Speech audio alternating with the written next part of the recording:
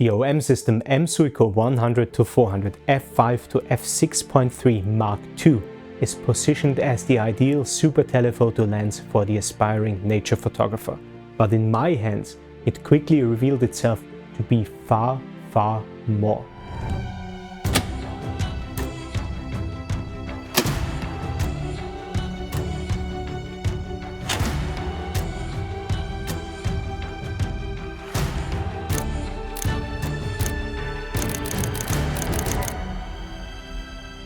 I'm Thomas Eisl, professional photographer, visual artist and imaging expert based in Vienna, Austria.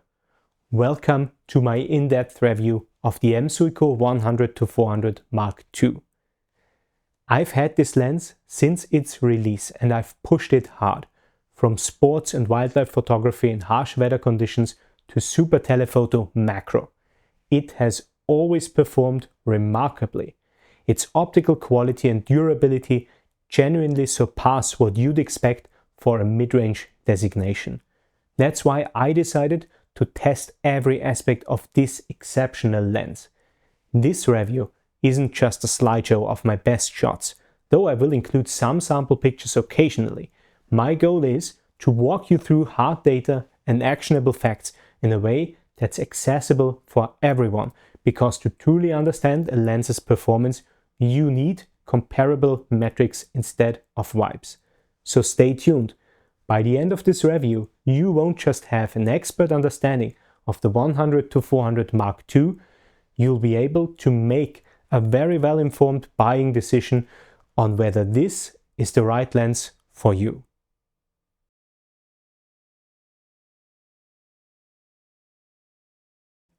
Before examining the performance parameters of a given lens, it is always good to know a few things about the lens's optical construction. So let's start with the basics here. The M.Zuiko, of course, has a focal length range of 100 to 400 mm, complemented by an aperture range of f5 to f6.3, depending on the set focal length. Across the full aperture range, you can stop this lens down to f22. Its covering power is 17.3 times 13 mm, which is by no coincidence the image sensor size of the Micro Four Thirds standard. The lens boasts a relatively complex optical system consisting of 21 elements in total. Of these 21 elements, 4 are extra low dispersion elements, 2 are super high refractive elements, and 2 are high refractive elements. All 21 elements are arranged in 15 groups. Just as important as a lens's general optical design is the type of optical coatings applied to the separate lens elements. OM system applied their latest zero coatings, which stands for Zuiko Extra Low Reflection Optical Coatings. It's the manufacturer's designation for their very best lens coatings. Additionally, the front element of the 100-400 Mark II is protected by a special fluorine lens coating. Now, in terms of optical design, it is important to note that the 100-400 Mark II is not image space telecentric. Let's move on to another very important component of every lens, and that's its aperture mechanism. The M.Zuiko 100-400 has a 9-bladed aperture, and what struck me during testing was the fact that this aperture mechanism is almost perfect in terms of precision. Deviations from ideal performance are barely measurable. So let me elaborate a bit on that.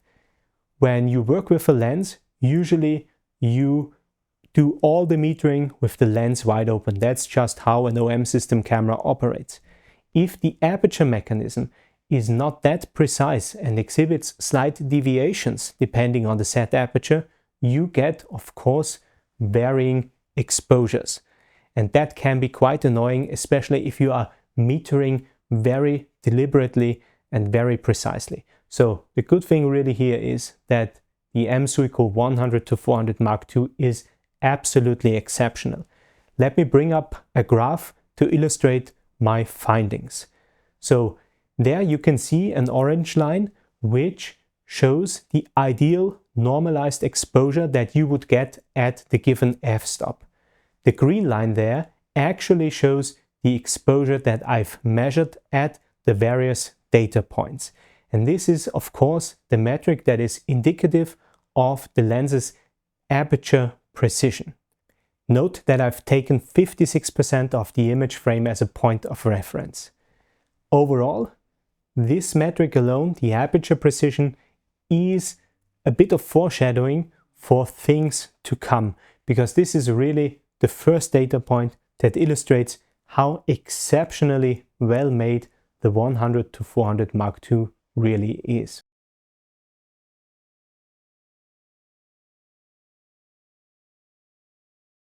Design, engineering and ergonomics are parameters which are as important as a lens's optical performance. So let's delve into all the details by starting with the obvious. The M.Zuiko 100-400 is available with a micro four thirds mount only. Overall, it weighs 1,125 grams. So that's the lens only. If you attach the optional tripod collar, which is of course also included when you purchase the lens, the whole assembly then weighs 1,300 grams. At its thickest, the lens has a diameter of 86.4 millimeter. When you retract the extending zoom barrel, the lens exhibits a length of 205.6 millimeter. So this means when this lens is set to 100 millimeter, it measures these about 200 millimeters in length. The filter size is 72 millimeters. So those are the physical dimensions, and overall it balances perfectly well with OM1 series cameras, but also with an OM3 or an OM5 series camera. Let's move on to build quality. I'd like to note upfront that this lens is made in Japan. It is constructed out of lightweight yet highly durable materials. Critical structural components are made out of metal. Other elements are engineering grade plastics. Overall, the build quality is truly exceptional, as evident in the non-existent play of the lens barrel when fully extended. As a lens made for nature photography, ingress protection is of course a very important feature. And here it is good to know that this lens has an official IPX1 protection rating, which means it is guaranteed to be safe in light rain and proof against condensation. Of course, you can also take this lens out in heavy rainfall, but just to note, certified is just the IPX1 level. And the interesting part here is that, of course, the IPX1 label does not include a formal protection rating against solid objects, but OM system explicitly labels this lens as dustproof. This is proven in practice, because when you extend the zoom barrel and zoom back into 100 millimeters, you're gonna find dust particles gathering in the front part of the lens barrel, instead of these particles ending up inside the lens assembly. Overall, I rate the build quality as exceptional. It is not really behind OM System Pro lenses, and coupled with OM System Pro service, top performance for many years, even under harsh professional conditions, is ensured. Now that we've talked about durability and build quality of this lens, let's move on to the overall lens design. This lens was clearly designed with form follows function in mind, and it follows the contemporary M.Zuiko design language in that regard. For instance, the focus control ring and the well-dampened zoom ring are easily distinguished. The latter features a longitudinal corrugation which is interrupted, while the focus ring in front just has longitudinal corrugation. So by just touching these controls, you know which one is which. And the great thing is that this is exactly the same on all modern M.Zuiko lenses. as a lens intended for professional purposes, it is equipped with extensive controls directly on the lens barrel. Let's start on the left. First and foremost, there is a 3-setting focus limiter switch, which can be set to 1.3 to 6 meters, the full range, and 6 meters to infinity. Below that, there is an AF/MF switch, and at the very bottom, there is an image stabilization toggle. Note that these 3 switches automatically override whichever settings you've made in your OM system camera. Now let's move on to the right side of the lens, because there is a mechanical zoom lock switch, which can only be engaged when the lens is set to 100 millimeters. So it is more or less intended for transport. What is also noteworthy is the removable tripod collar, because it was completely redesigned compared to the Olympus 100-400 Mark I. It now features a standard 1/4 inch thread and is Arca Swiss compatible right out of the box. Coupled with an OM System OM1 camera and an HLD10 battery grip attached, this foot also serves as an ideal carrying point, because it sits right above the center of gravity of the whole setup.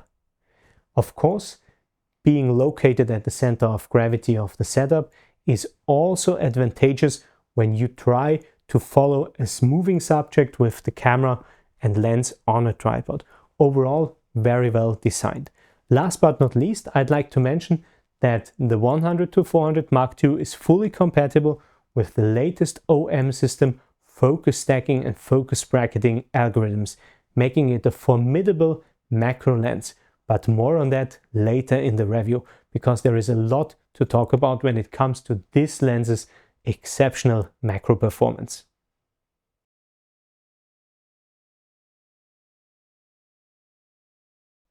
A pivotal enhancement of this lens compared to its predecessor is its significantly improved image stabilization system. Let me elaborate a few details. The image stabilization mechanism is based around a voice coil motor operated system. So the image stabilization performance that this system alone delivers is 4.5 exposure values from 100 to 400 millimeters, so the full focal length range lens only. That's already quite impressive. But when you attach a compatible OM system camera, which also delivers 5-axis sync IS in conjunction with the lens, so basically the image stabilization mechanism in the lens and the image stabilization mechanism in the camera body sync up, then the performance gets even better. You get 7 exposure values of stabilization at 100 millimeter and 5.5 exposure values of stabilization at 400 millimeter. Now, this system is as good in practice as it sounds on paper. Even in the most difficult situations, for example, following a bird in flight, so a panning shot of a quickly moving subject, this system performs flawlessly. It doesn't introduce any jitter or any wobble, which can sometimes happen with lesser lenses. But the 100-400 Mark II is really up to the job. It is definitely delivering professional grade, industry leading performance. So very, very impressed with that.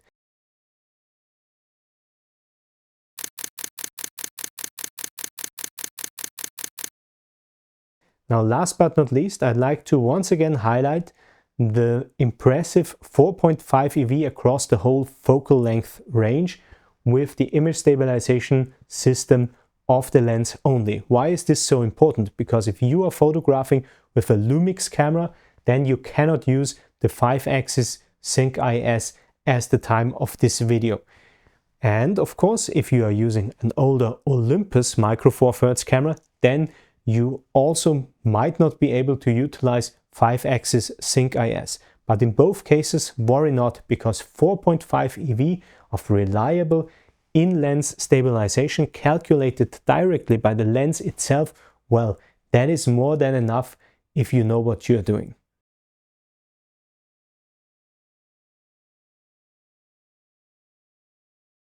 When working with the 100 to 400 Mark II in practice, one of the first things you will notice is the exceptional focusing performance.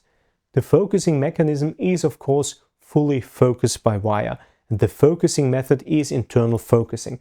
So during focus, nothing extends, nothing rotates, the lens just stays as it is.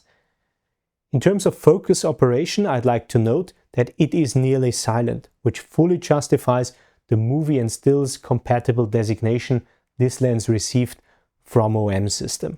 It is therefore highly suitable not just for wildlife photography but also for professional wildlife filmmaking.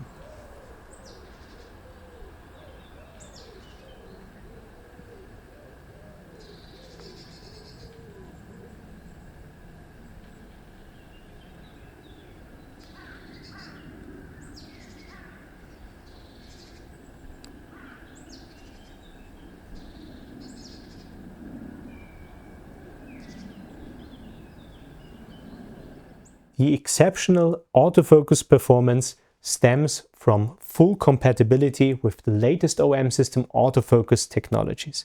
This lens is swift enough for the speediest of all subjects and is definitely on par with OM system Pro lenses in that regard. It delivers up to 25 frames per second with full autofocus exposure and white balance metering when paired with a compatible OM1 or OM3 body. This means it falls only slightly short below the maximum 50 frames per second certain OM system Pro lenses are able to deliver with the before mentioned bodies. In all honesty, I don't need more than 25 frames per second, so I'm completely fine with that. Overall, this lens is indeed a reliable companion for professional sports photography and wildlife photography.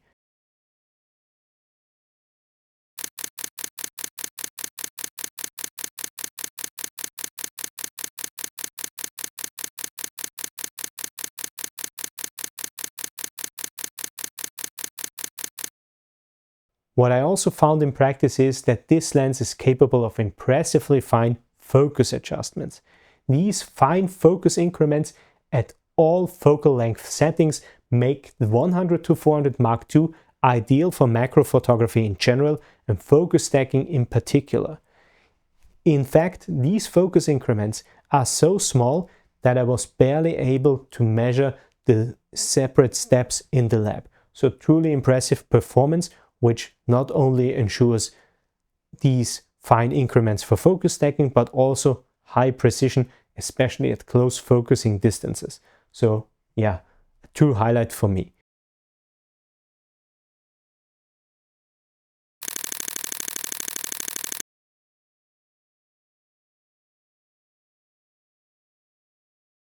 If you want to focus this lens manually via the manual focus ring in the front, you have to know that the focus throw on OM system cameras is dynamic. So depending on the detected movement speed, the focus increments vary.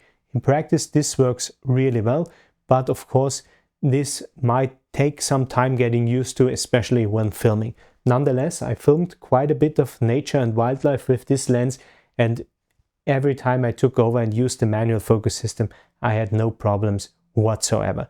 So it's more like a problem on paper, but not really in practice. One thing I'd like to mention is the varifocality of this lens. So as you know, a popular method in nature photography for capturing small subjects is to choose the wide field of view and then zoom in. So changing the focal length to actually a more telephoto setting and then focus on the small subject, which might be difficult to pick up when you are starting out at the very narrow field of view.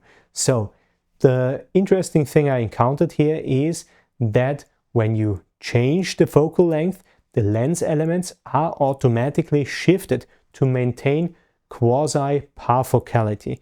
But when you zoom very quickly, so you turn the zoom ring very quickly, this can throw off this system, and then of course everything gets a bit defocused and it might be more difficult, if not impossible, to implement this wide to narrow zoom technique. So you have to know that, and you have to work accordingly.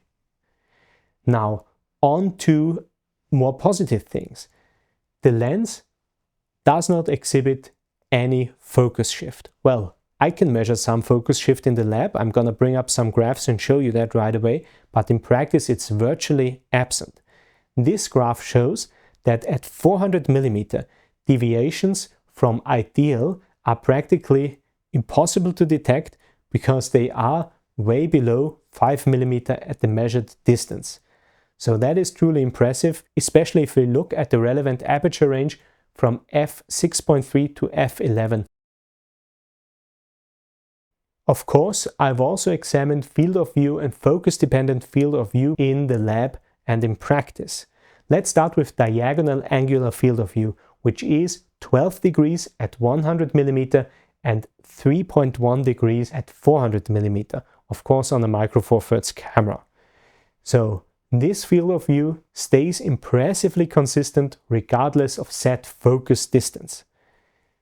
Precise calculations based on the entrance pupil show angular field of view deviations remain within a 2-degree corridor. This means that they are practically invisible. When working with this lens, you most likely won't be able to detect this minimal amount of lens breathing. Now let's move on to magnification and close focusing distance. OM system states that the 100 to 400 Mark II delivers a minimum focusing distance of 1.3 meters across the entire zoom range. That is indeed technically correct, but in practice, the lens performs even better. I found out that at 100 millimeters, the minimum focusing distance of the 100 to 400 is 0.99 meters. And then the lens delivers a magnification of 0.17 times.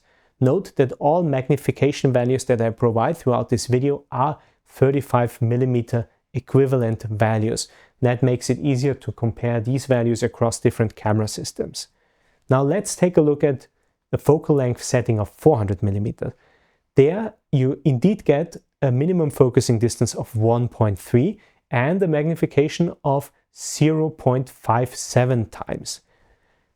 Of course, right out of the box, the 100 to 400 cannot be classified as a tele-macrophoto lens yet, but coupling the 100 to 400 with a teleconverter basically changes everything. But again, more on that later. Now, I've also compared the magnification performance at different focusing distances with the theoretical performance of a thin lens. So here is the graph. Orange shows the thin lens approximation and the blue curve shows the real-life performance of the 100 to 400 Mark II.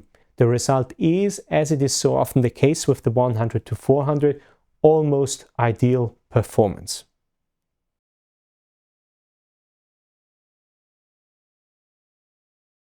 Even casual test shots immediately reveal the optical performance the OM system 100 to 400 Mark II is capable of. Nonetheless, only a controlled lab test can reveal how good this lens really is, because let's be honest, most modern lenses deliver stunning image quality. But really, the devil is in the details. And while stunning image quality at first glance might sound good, only a closer look can reveal whether this lens can live up to expectations even under demanding professional conditions. Because when the light is not that good, when you have to crop a frame, well, then you can truly see whether a lens is as good as it looked when you took the first test shot with it. And this is exactly the purpose of this chapter. We're gonna analyze every single aspect of this lens. And of course, this is a tech-heavy segment of this video. But fear not, I'll do my best to explain every metric I tested and put it into perspective. So that's the purpose of this video review after all. If you want to dive deeper into the data I've collected, you can always visit my website. You're going to find the link in the description where you can find all these tests that I mentioned in this video for your convenience and for future reference. Now, without further ado, let's get started with the first metric, and that's the spatial frequency response of the Mark II. I've measured MTF50. So what is MTF50? MTF50 is a single number which is indicative of fine detail and contrast characteristics of the lens camera system. So I mentioned that this is about the lens and camera system because when you attach a different camera body, you get slightly different values. Be that as it may, I used an OM system, OM1, for all of these tests, and all the values that we will get here are definitely comparable even when using other camera bodies. So, without further ado, let's examine what I got. In this graph, you can see the MTF50 performance of the 100 to 400 Mark II at various focal lengths, so 100, 200 and 400 mm, as well as at various f-stops. I measured MTF50 in the center for the purpose of making this graph. Now let's take a look at peak performance at 100 mm. At 100 mm, the lens is able to get 0.29 cycles per pixel at an aperture of f5.6, which also constitutes the overall peak performance of this lens. Moving on to 200 mm and 400 mm, we get very similar values. At 200 mm at an aperture of f8, we get 0.27 cycles per pixel, and at 400 mm we get 0.26 cycles per pixel. While these differences are measurable in the lab, they really do not matter in practice. And that's already quite impressive, because the 100 to 400 is obviously a zoom lens which is able to deliver constant image quality regardless of set focal length, and that's an exception, not the rule. While 0.27 cycles per pixel, so everything around 0.3 cycles per pixel to be a bit more general, is not an exceptional value. It is a value that readily supports high quality large format prints.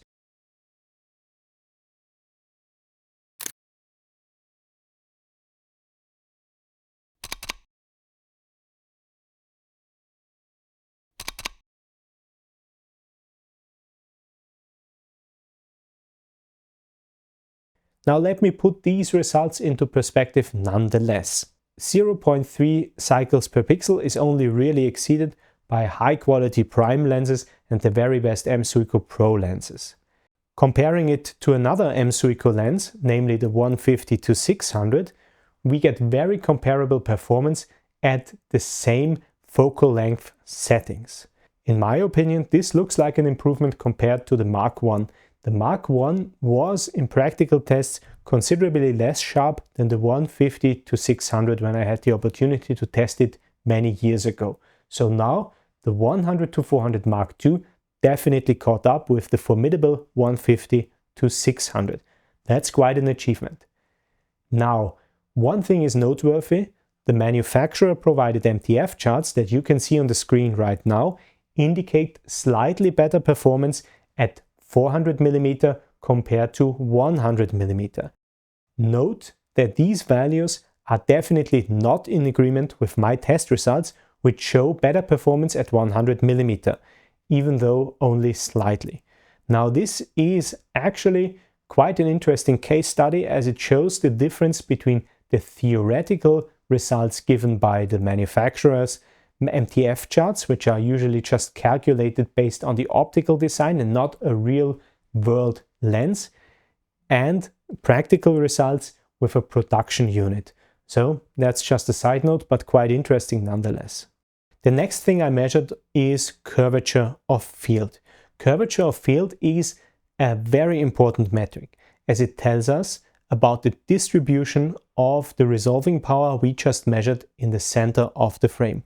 So we can basically see how sharpness is distributed across the frame, because if a lens is able to deliver very sharp results dead center, but is not able to distribute that sharpness over the whole frame, well, then you can run into problems when framing a subject off center. Now, without further ado, let's look at the animation. This animation shows the field curvature of the 100 to 400. And what we can clearly see is that any noticeable fall-off is confined to the utmost edges of the frame, which are completely irrelevant in practice. Apart from this fall-off, the resolution and MTF50 values, to be more precise, are actually distributed uniformly. This means that off-center positioning of subjects is not an issue. And let me be very clear about that. Having a high resolution value in the center is great, but what is even more important is even distribution of said resolution. And the 100-400 definitely delivers in that regard, making it an ideal lens for sports and wildlife, where it is not always possible to frame a subject dead center, or even desirable, right? Because dead center subjects rarely make for very interesting compositions. Now, let's examine aberrations in detail, starting with monochromatic aberrations. OM systems lens designers apparently prioritize the correction of monochromatic aberrations. Keep that in mind, because I'm going to talk about that later in this chapter as well. What I can tell you right away is that spherical aberrations, astigmatism, and chromatic aberrations are virtually imperceptible in practical shooting conditions. Now moving on to the next group of aberrations, namely chromatic aberrations. Let me state one thing up front. Full-frame chromatic aberrations exhibit a remarkable level of correction. Here on this graph you can see how remarkable the correction actually is. At 100 mm and an aperture of f5.0, the color shift remains below 1 pixel. This means that any color shifts across the whole frame are almost imperceptible. Nonetheless, if we scrutinize longitudinal color focus errors separately, so meaning the ability of the lens to focus all three relevant color components, red, green and blue, at the same distance, we can see a slight offset, but only a very slight one. Because even at 400 mm, red and green focus at the same distance, while blue is slightly out of sync. Bottom line here is that the 100-400 Mark II can be classified as a near apochromat or a very well corrected achromat. In practice, this tells us that chromatic aberrations of any kind rarely play a role in the final image.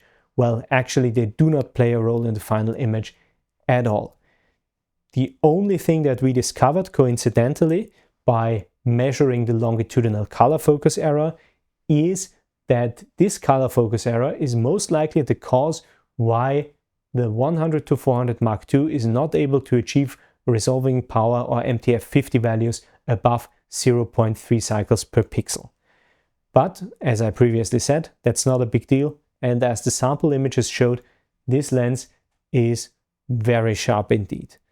Now moving on to the next interesting metric, curvilinear distortion. While this was a problem in old zoom lenses, modern zoom lenses in the super telephoto category are very well corrected, and the 100-400 Mark II is no exception to that. Any distortion of the frame in terms of curvilinear distortion is well below the detection threshold, giving you straight lines at every focal length setting. Taking a look at the illumination fall off of the lens, we can definitely state that the 100-400 Mark II delivers overall quite good performance. From 100 to 200 mm, only very little vignetting at infinity and close focusing distance is observable. At 400 mm, vignetting becomes a bit noticeable. When we focus the lens at infinity, we can see minus 0.8 exposure values of fall off.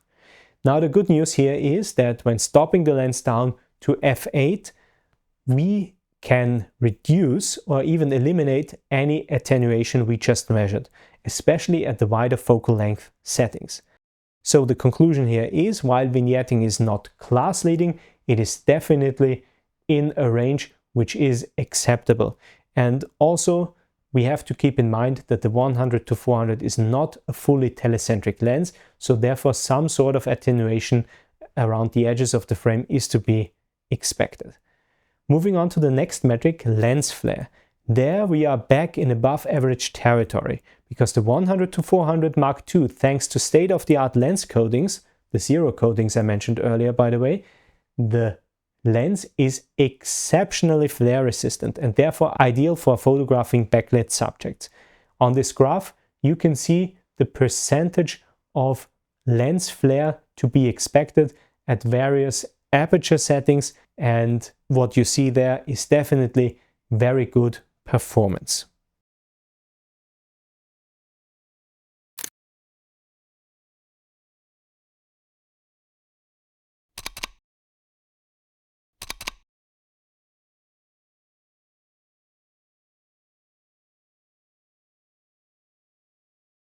Moving on to the spectral transmission characteristic, better known as the color rendition characteristic of the M.Zuiko 100-400 Mark II.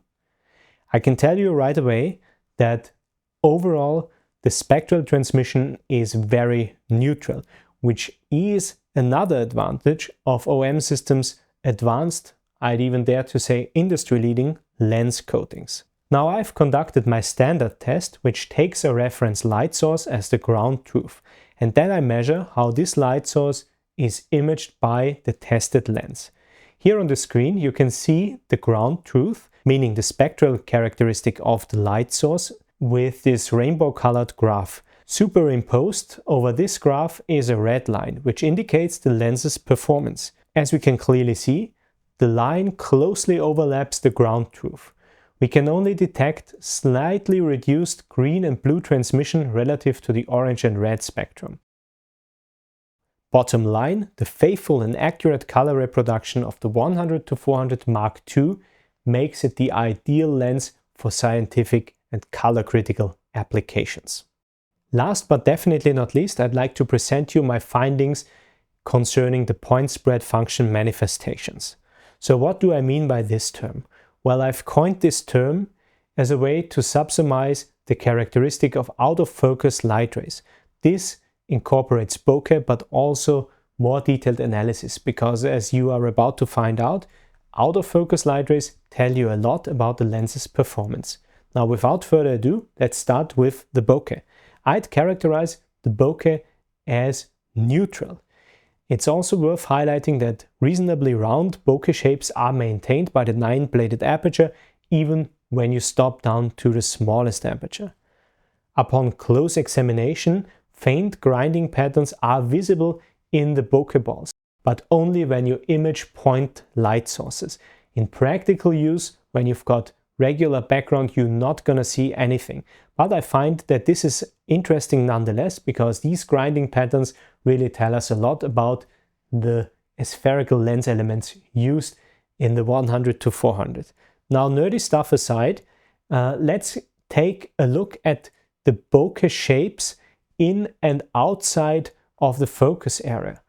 Well, that's maybe nerdy as well, because this tells us about the spherical aberration correction. The shapes inside and outside of focus are indeed indistinguishable in terms of luminance falloff, and that is, as I've said previously, indicative of near-perfect spherical aberration correction. Last but not least, I'd like to highlight that optical vignetting in the out-of-focus areas is near absent, and that is particularly beneficial for a lens like the 100-400 f2. It allows you to crop off-center without conspicuously distorted background patterns revealing your cropping. This is, of course, in wildlife photography, where you sometimes cannot frame the subject perfectly, especially if it's a bird in flight moving at high speeds, extremely useful, because in the final photograph, no one's going to be able to tell whether you cropped or not.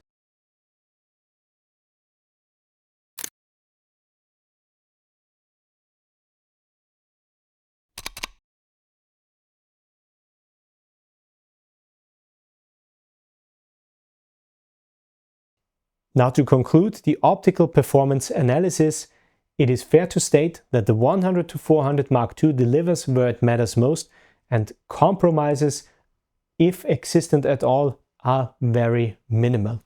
Overall, a lens capable of professional results even under demanding conditions. No wonder that this is my most used super telephoto lens at the moment.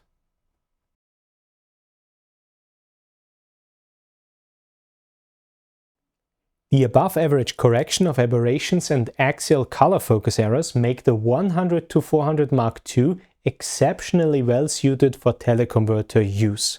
Of course, the lens is compatible with both professional-grade high-performance teleconverters currently in production by OM system, namely the MC14, which is a 1.4 times teleconverter, and the MC20, which is a 2 times teleconverter. Both teleconverters extend reach and enable higher achievable magnification. That sounds rather boring on paper, so let me translate that into real-world numbers. For example, attaching the MC20 to the 100-400 Mark II allows you to get equivalent magnifications of 1.15 times at a working distance of 1.3 meters. Let's translate that into 35mm equivalence terms. This means that the 100-400 with the MC20 behaves like a 1600mm ultra telephoto macro lens capable of 1.15 times magnification.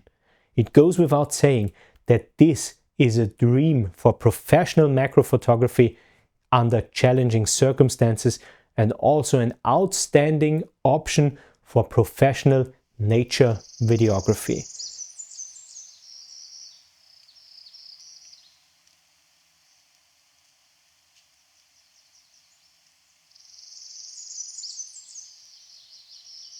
And let's not forget that you can also use focus stacking with both teleconverters. The possibilities are truly endless and, to be frankly honest, mind-boggling.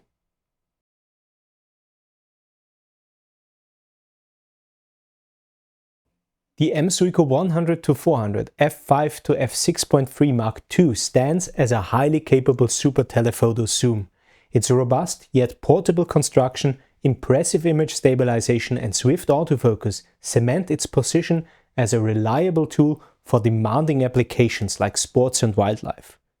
Now, its managed varifocality is the only minor downside, but honestly, in practice, it handles almost as well as a true parfocal lens.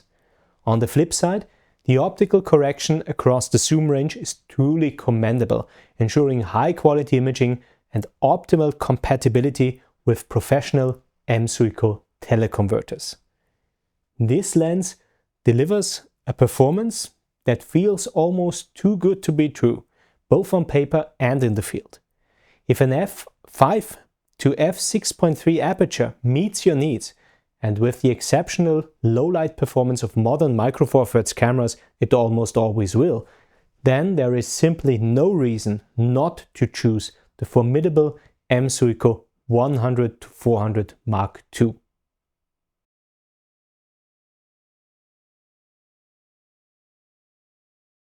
The scope of delivery of the 100-400 Mark II includes everything that you need to get going, and most photographers will find the included accessories to be sufficient for all their needs.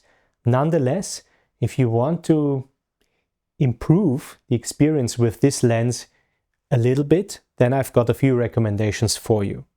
Let's start in the front. The original LH76D directly attaches to a dedicated bayonet. For my taste, its fit is too tight. I don't like to exert force on an extending front barrel at all.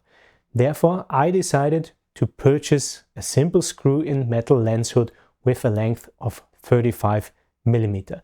It's only a little compromise in terms of stray light protection, but really it's just much more convenient to put on and remove. I prefer that by quite a bit. Also, as I do with most lenses, I've added a 72mm protection filter. By K&F Concept, I went for a high quality, low reflection filter. That's always good because when cleaning the front element, I don't want to think about scratching the element. I just want to take a piece of microfiber cloth in the field and wipe it off. And I just think that it's a good thing to have a protection filter on there, even though it's a small optical compromise, which is in most situations not even measurable under lab conditions. Optimizing lens longevity and optical performance also extends to managing thermal exposure. and during prolonged periods of direct sunlight, the black plastic housing heats up a lot.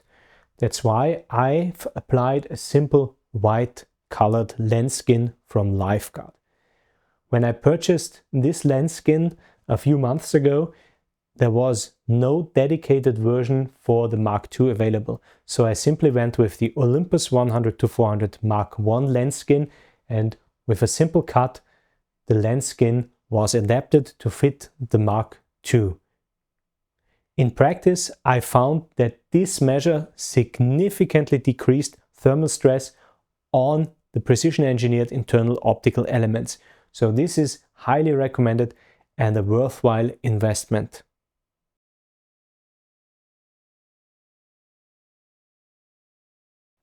Thank you for your time and attention. If this video proved valuable, I invite you not only to subscribe, but also to consider supporting the channel. You can do so by shopping through the affiliate links provided in this video's description, making a direct donation, or ideally by becoming a channel member. A modest contribution unlocks significant benefits, including exclusive access to the photographic atelier. In its current issue, for instance, I present my Pro Guide for the 100-400 Mark II. This deep dive covers everything from autofocus performance optimization and image stabilizer configuration to ideal aperture settings with and without a teleconverter. Plus, you'll get direct support by me personally in the comment section of that channel member exclusive video. As the 100-400 Mark II is my main super telephoto zoom at the moment, I'll be sharing more sample photos and tips on my social media, especially on Instagram thomaseisl.nature and Facebook thomaseisl.photography. Make sure to follow along there as well. Until next time.